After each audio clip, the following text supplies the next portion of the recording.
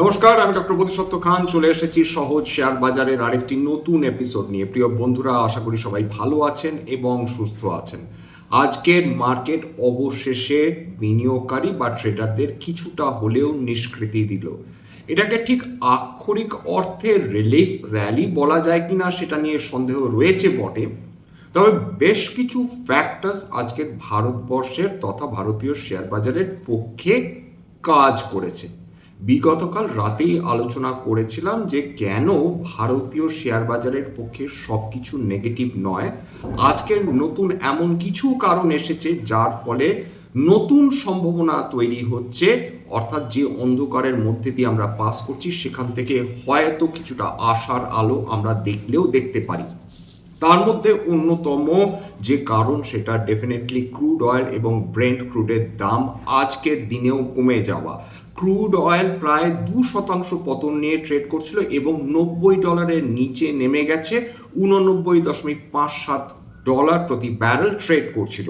ব্রেন্ট crude প্রায় 2.25% পতন নিয়ে ট্রেড করছিল, ওই মোটামুটি $92.8 প্রতি ব্যারেলে। অর্থাৎ যে মুহূর্তে থেকে এই খবর শোনা গিয়েছে যে ইরান এবং ইসরায়েলের মধ্যে ফার্দার মিসাইল ছোঁড়াছুড়ি নাও হতে পারে, যে মুহূর্তে শোনা গিয়েছে ট্রাম্প নাকি ইরানের কাছে আবেদন করেছেন এই যুদ্ধ বন্ধ রাখার কথা, সেইখান থেকে কিন্তু আমরা দেখতে পাচ্ছি ধীরে ধীরে ক্রুড অয়েল এবং ব্রেন্ট ক্রুডের উপর বেশ খানিকটা চাপ কমে গিয়েছে।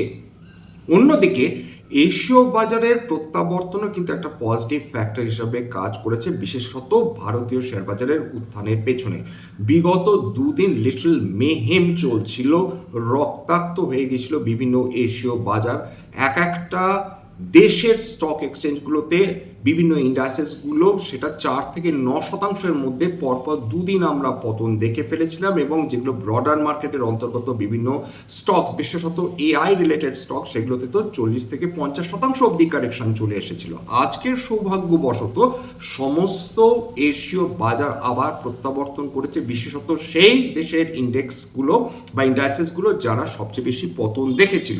এর মধ্যে খেয়াল করে দেখুন যে নিক্কি আজকে 0.2% উত্থান দেখেছে, স্ট্রেট টাইমস প্রায় 1.2%, তাইওয়ান প্রায় 0.3%, কসপি 7.5%। উল্লেখ্য বিগতকাল কসপিতে 9% বেশি পতন হয়েছিল।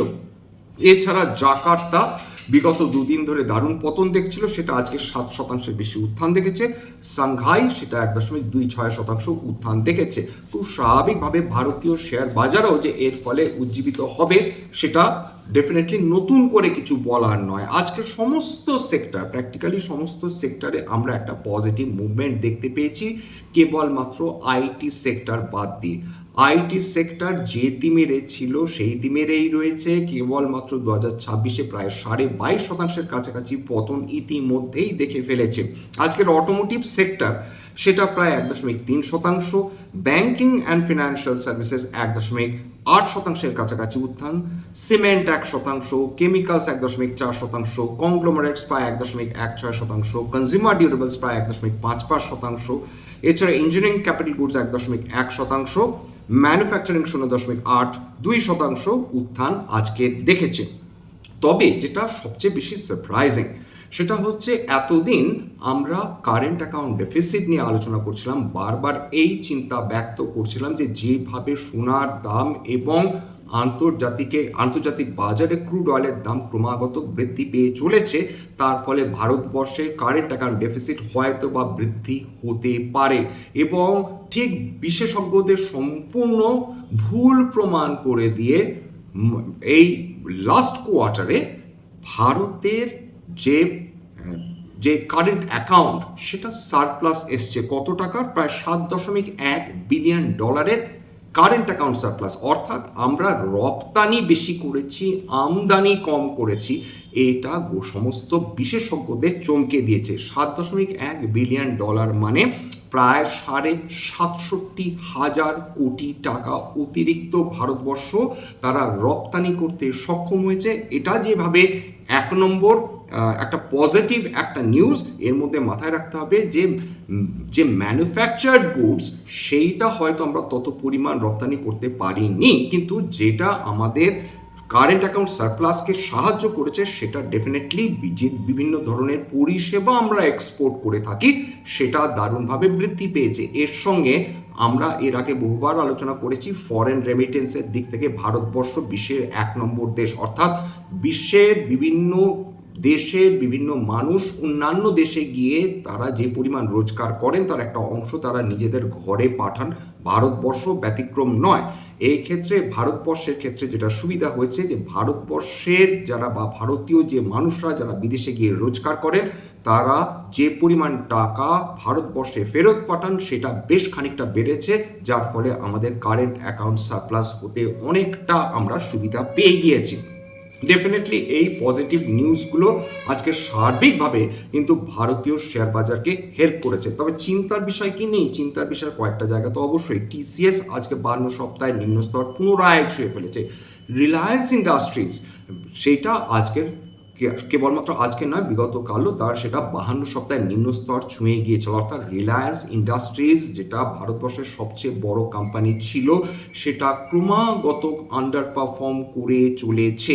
রিলায়েন্সের জিও কবে আসবে সেটা নিয়ে এখনও কোনো ক্ল্যারিটি নেই। বিগত বহু বছর ধরে রিলায়েন্স ইন্ডাস্ট্রিজের যে রিলায়েন্স জিও প্ল্যাটফর্ম সেটা লিস্টিং হওয়ার কথা, এরপর রিলায়েন্স রিটেলের লিস্টিং হওয়ার সম্ভাবনা রয়েছে বলে বিশেষজ্ঞরা মনে করছেন, কিন্তু এর কোনোটাই আমরা এই মুহূর্তে রিলায়েন্সের কর্তৃপক্ষের তরফ থেকে খবর পাচ্ছি না। শুধু তাই না, যে গ্রাউন্ডের উপর দাঁড়িয়ে রিলায়েন্স ইন্ডাস্ট্রিজের পরবর্তী ভার্টিক্যাল শক্তি লাভ করতে পারে, বিনিয়োগকারীদের সাহায্য করতে পারে, অর্থাৎ নিউ এনার্জি, সেই নিউ এনার্জি নিয়েও কিন্তু আমরা রিলায়েন্স কর্তৃপক্ষের তরফ থেকে কোনো ধরনের এখন সংবাদ পাচ্ছি না।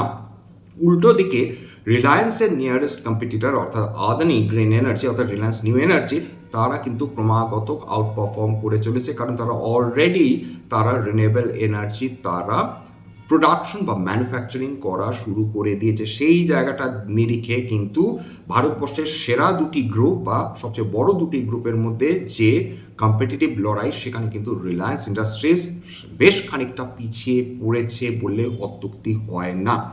এইবার খেয়াল করে দেখুন যে আজকের যে বিভিন্ন সেক্টরস উত্থান দেখেছে তার মধ্যে আবার কিন্তু যে এআই রিলেটেড স্টকস যেগুলো সুপার কম্পিউটার্স তৈরি করে সেই ধরনের স্টকস ফিরে এসেছে। ডিফেন্স সেক্টর দারুণ পারফর্ম করেছে, সব কটা নয় বেশ কয়েকটা কোম্পানিজ তারা দারুণ আউট পারফরমেন্স শুরু করেছে।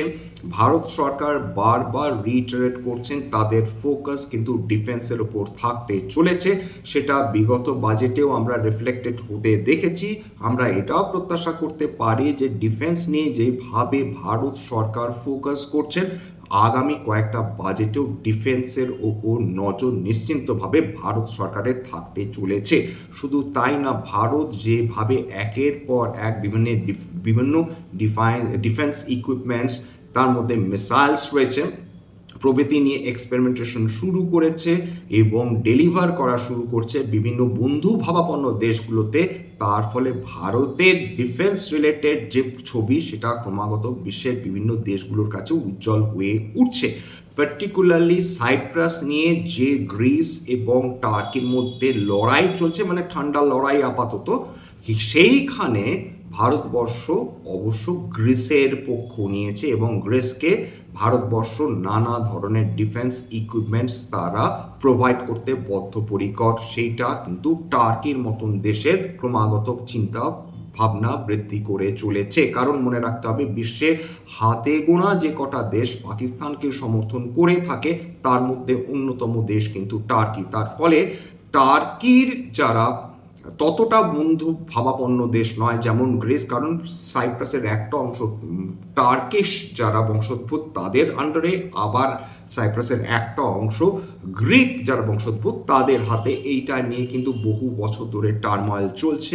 সাইপ্রাস একটা অত্যন্ত গুরুত্বপূর্ণ একটা দ্বীপ বলা যেতে পারে, যার উপর থেকে টার্কির মতন দেশগুলোর ওপর বিশেষভাবে নজর রাখা সম্ভব। ঠিক সেইখানেই কিন্তু ভারত সরকার ক্রমাগত গ্রিসের সঙ্গে একটা যে বন্ধুত্ব রয়েছে সেটা দৃঢ়তর করে চলার লক্ষ্য নিয়েছেন।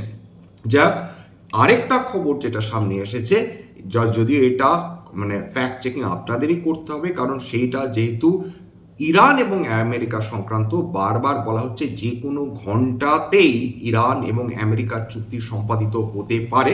যতক্ষণ না আমরা এই চুক্তি সম্পাদিত হতে দেখছি ততক্ষণ কিন্তু আমরা এটা পুরোপুরি বিশ্বাস করতে পারছি না। তার কারণ একটা কথাই রয়েছে, ঘরে পোড়া গরু সিঁদুরে মেঘ দেখলে ডরায়।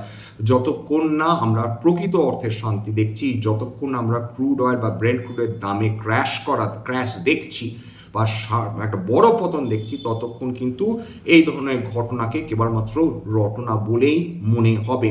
ট্রাম্পকে এবং ইরানকে যৌথভাবে এই ঘোষণা অবশ্যই করতে হবে যে শেষ পর্যন্ত শান্তি এসেছে, এবং আমেরিকা ইরানকে কোন কোন ক্ষেত্রে ছাড় দিচ্ছে বা ইরান আমেরিকার জন্য কি কি ক্ষেত্রে ছাড় দিতে চলেছে সেটা খুব গুরুত্বপূর্ণ হতে চলেছে। এছাড়া স্ট্রেট অফ হরমুজ বিনা শর্ত ছাড়াই খুলে দেওয়া উচিত, বিশেষত যেখানে সমস্ত ইমার্জিং ইকোনমিগুলো দারুণভাবে ডিপেন্ডেন্ট এই মধ্যপ্রাচ্য থেকে তেল আমদানির ব্যাপারে। সেক্ষেত্রে ইরান বা আমেরিকা তারা যদি একগুঁয়ে মনোভাব নিয়ে চলে, খুব স্বাভাবিকভাবে বিভিন্ন যে ইমার্জিং ইকোনমিগুলো রয়েছে তারা বিপদে পড়বে। যাকে এখানে শেষ করবো, স্ট্যান্ডার্ড ডিসক্লোজার যে কোম্পানিসগুলো নিয়ে আলোচনা করলাম, হতে পারে তার মধ্যে কয়েকটা কোম্পানিতে আমার বা আমার পরিবারের ভেস্টেড ইন্টারেস্ট থাকলেও থাকতে পারে।